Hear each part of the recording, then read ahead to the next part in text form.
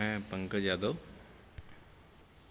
Assistant professor drawing and painting, government college Deogarh, Rajsamand से आप सभी बीए द्वितीय वर्ष के चित्रकला के विद्यार्थियों का आज की ऑनलाइन कक्षा में स्वागत करता हूं। इसमें हम हमारे सेकंड पेपर थ्योरेटिकल पेपर के बारे में बात कर रहे थे, जिसके सेकंड चैप्टर भूतकालीन चित्रकला के बारे में पढ़ रहे थे। भूतकालीन चित्रकला में भी हम कहाँ पढ़ रहे थे, गुफा संख्या 1 तक पहुँच गए थे, उसके चित्रों के बारे में पढ़ रहे थे। और आज जिस चित्र की चर्चा हम करने वाले हैं वह है चांपे जातक कथा। थोड़ी बड़ी है, इसलिए मैं थोड़ा कम समय लेते हुए फटाफट टॉपिक पर आते हैं। तो पहले तो देख लीजिए इस सुंदर का इस चित्र का आनंद लीजिए आप। काफ़ी भीड़ भाड़ वाला चित्र है, काफ़ी आकृतियों से भरा पूरा चित्र है। आसपास खूब सारी नारी आकृतियाँ हैं और मध्य में 2 आकृतियाँ और हैं जो पुरुष आकृतियाँ हैं। इनका वर्ण नारी आकृतियों से अलग वर्ण दिखा दे रहा है, शायद गौर वर्ण जिसको बोल सकते हैं वह दिख रहा है, या श्याम वर्ण बोलिए क्योंकि यह हरा हो चुका है तो श्याम वर्ण हो सकता है। सौंदर्य देखिए, अलंकरण देखिए, साज सज्जा देखिए, मुकुट के भाव देखिए, औरतों की केस सज्जा देखिए, घुंघराले बाल, मतलब आप अलग अलग। और आसपास जो भवन बने हुए हैं, जो स्तंभ बने हुए हैं, उनकी दृष्टि देखिए तो बहुत ही सुंदर चित्र आपको यह दिखाई देगा। उनकी वेशभूषा भी देखिए, उनके उठने बैठने का ढंग, उनके शारीरिक मुद्राएं, उनके हाथ पैरों का भाव भी देखिए।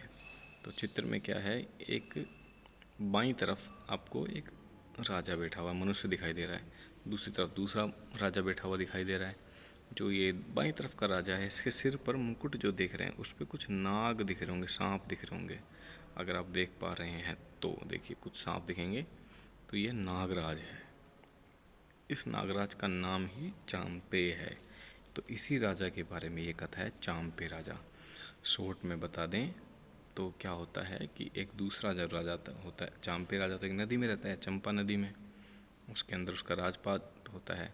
दूसरा जो राजा है वह एक मगध का राजा है, अंग देश का राजा है। तो वह हार जाता है मगध के राजा से, तो वह सुसाइड करने, आत्महत्या करने उस नदी में कूद जाता है। परंतु जो चांपे राजा होते हैं, जो बोधिसत्व होते हैं, वह उनकी रक्षा करते हैं, उनके प्राणों की बचाते हैं। और उनका जो दुख होता है कि उनका राजपाट उनसे लुट गया है, तो वह उनका राजपाट भी उनको दिलाते हैं। तो दोनों राजाओं में बढ़िया मैत्री हो जाती है। फिर नागराज की क्या होती है, शादी हो जाती है दूसरी जगह। तो नागराज की जो पत्नी होती है, नागराज उनसे दूर होकर वही जीवन के सत्य की तलाश में, जीवन से दूर, मोह माया से दूर होकर वह इस तरह से मतलब सत्य की खोज में आ जाता है, मोक्ष की खोज में आ जाते हैं। और वहाँ जब वो संसार में आते हैं तो वहाँ उनको कुछ एक सौदागर कहें या एक चोर कहें, वह उन्हें पकड़ लेता है, क्योंकि वो दास बनाने की कोशिश होती है कि दास के रूप में इसको बेच देंगे। तो उनको पकड़ता है, उनको भूखा प्यासा रखता है और वहीं राजा को सामने बेचने चला जाता है, जिस राजा की कभी चांपे ने मदद करी थी। और राजा उनको छुड़ाता है, उनका राजपाट उनको वापस दिलवाता है। तो यह सारे के सारे इस कथानक इस चित्र मतलब इस चित्र में भी हैं, इस चित्र के पास में दूसरे चित्र से भी में भी हैं। तो ये कथा, ये जो चित्र है, ये चांपे जातक कथा से संबंधित चित्र हमारे सामने है। चलिए इस कथा के बारे में कुछ देखें, जो हमारे पास क्या क्या सामग्री लिखी हुई है। तो इसको हम पढ़ के देख लेते हैं कि चांपे जातक कथा अनुसार एक समय अंग और मगध राज्य के बीच स्थित चंपा नदी थी, जिसमें एक नाग भवन और उसमें चांपे नामक राजा राज्य करता था। ये तो नदी की बात हो गई। तो एक समय ही दोनों राज्यों के मध्य, अंग और मगध के मध्य भयंकर युद्ध होता है। मगध राज द्वारा हारने पर जो अंग देव का राजा होता है वह भागकर मार्ग में आई एक नदी जिसे होती है चंपा नदी, जिसे देखकर मृत्यु करने के उद्देश्य से वो उसमें कूद जाता है। वहाँ उसे चांपे नाग राजा द्वारा बचा लिया जाता है। फिर उनके दुख का कारण पूछने पर जो अंग देश का राजा होता है वह इसके पीछे अपनी पूरी कहानी बता देता है, अपनी वास्तविकता बता देता है कि मैं राजा वाजा हूँ, जिसे नागराज उसे आशान्वित करते हैं या आश्वस्त करते हैं कि उसका पुनः राज्य दिलवाया जाएगा, और दिलवाते हैं और दोनों में दृढ़ मैत्री हो जाती है। तो यह है, इन दोनों की मैत्री यहाँ दिख रही है, दोनों की मदद करने की भावना दिख रही है, दोनों साथ बैठ के चर्चा कर रहे हैं, सारा का सारा उपक्रम यहाँ पे हो रहा है। आगे की कथा में क्या होता है, वहाँ नागलोक में ऐश्वर्य से परिपूर्ण होकर राज्य करते करते फिर अचानक मन परिवर्तित होने पर वह नागराज वहाँ से मुक्त होकर मनुष्य लोक में सत्य का ज्ञान प्राप्त करने एवं दुख का अंत करने के लिए उपोषित व्रत करता है। नागलोक छोड़कर मतलब आ जाता है। तो वहाँ क्या होता है, वह चतुर्दशी एवं पूर्णिमा के दिन बाम्बी के मुंह में पड़ा रहता है। बाम्बी मतलब सांप जहाँ निवास करते हैं वहाँ पर वह पड़ा रहता है। एक दिन एक व्यक्ति उस नाग रूपी बोधिस्तु को वहाँ पड़े देखकर धन कमाने की लालसा से उसे पकड़कर रास्ते भर कष्ट देता हुआ राजधानी ले चलता है।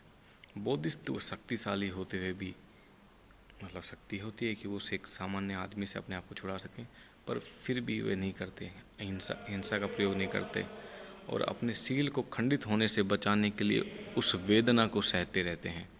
और उस व्यापारिक ने धन के प्रति अधिक लोभ के कारण उस नाग को राज दरबार में प्रस्तुत करते हैं और उस व्यापारी द्वारा नाग को पकड़े हुए लगभग 1 माह हो जाता है और नाग राजा का दशा बिगड़ जाती है। तो राजा उनको पहचान भी नहीं पाता, परंतु जो उनकी रानी होती है सुमना, वह वहाँ पहुँचती है और बोधिस्तु राजा को पहचान कर राजा से परिचय कराती है और राजा ने सपेरे से मुक्त कर उसे नागलोक में धन धान्य से परिपूर्ण करके भेज देते हैं। तो यह पूरी घटनाक्रम इस तरह से हो जाता है। क्यों किया गया है, कारण क्या है, इस कथा के उद्देश्य क्या है? तो इस कथा का उद्देश्य है, मानव जीवन की वास्तविकता यह है कि सांसारिकता के सभी व्यसनों के मध्य रहते हुए भी पश्चात एक समय ऐसा आता है कि उसकी जिज्ञासा सत्य को जानने की होती है, मोक्ष को जानने की होती है, ईश्वर को जानने की होती है।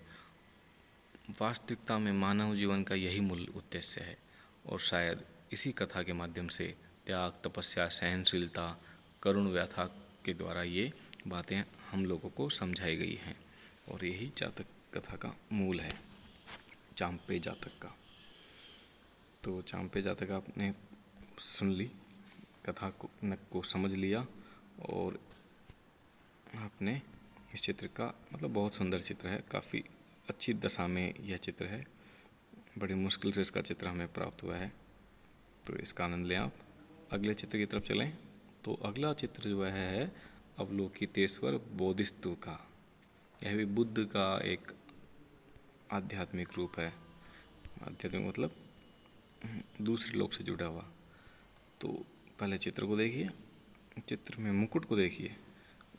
हालांकि यह चित्र इतना अच्छा क्वालिटी का नहीं है, मतलब कि मैं इसको ज़्यादा बड़ा नहीं कर पा रहा हूँ, स्पष्ट नहीं है, पर इसके मुकुट को देखेंगे तो बहुत ही शानदार मुकुट है, बहुत ही अलंकृत है।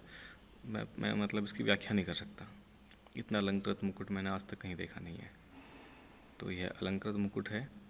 और जो यह बोधिसत्व हैं, इनकी मुद्रा जो है, मुद्रा बहुत ज़रूरी है। मुद्रा मतलब खड़े होने की स्थिति जो है यहाँ पे उनके, तो आपको दिख रही होगी कि गर्दन किसी और दिशा में जा रही है, कंधे किसी और दिशा में, कमर किसी और दिशा में, और घुटने के नीचे का चित्र है नहीं है, तो घुटने किसी और दिशा में जा रहे हैं। मतलब 3 प्रकार से यह मुड़ा हुआ है, इसलिए इसे बोलते हैं त्रिभंगी मुद्रा।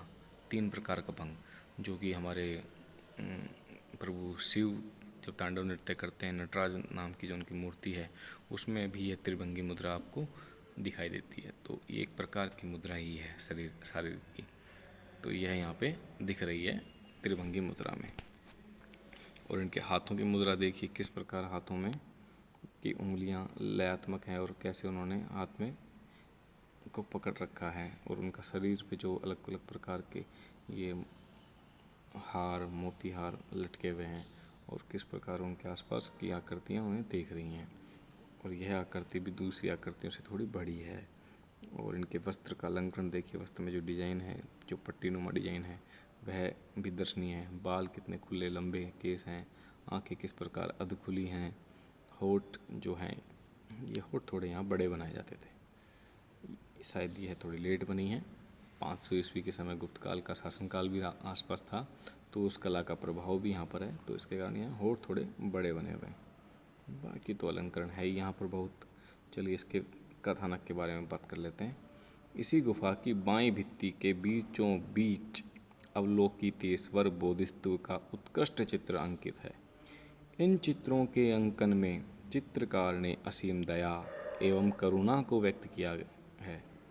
इस चित्र में केंद्रीयता के नियम का पालन हुआ है। केंद्रीयता का नियम मैं आपको पहले बता चुका हूँ कि मुख्य आकृति को चित्र के केंद्र में रखते हैं, बड़ा बनाते हैं और अन्य आकृतियों से घिरा हुआ बनाते हैं। तो इस चित्र के बारे में अगला जो चित्र है वह तो अजंता का मतलब महान चित्र है।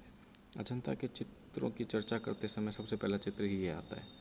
तो इस चित्र के बारे में चलो मैं आपको अभी बता देता हूँ। समय है हमारे पास, थोड़ा सा समय को बढ़ा लेते हैं, फटाफट बताते हैं।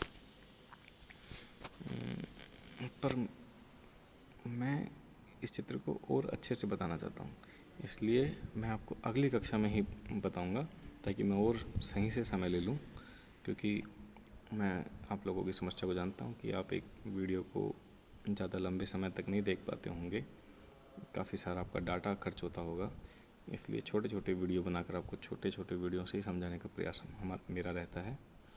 चलिए अगली कड़ी में आपको इस चित्र की सुंदरता के बारे में बताएंगे। तब तक धन्यवाद।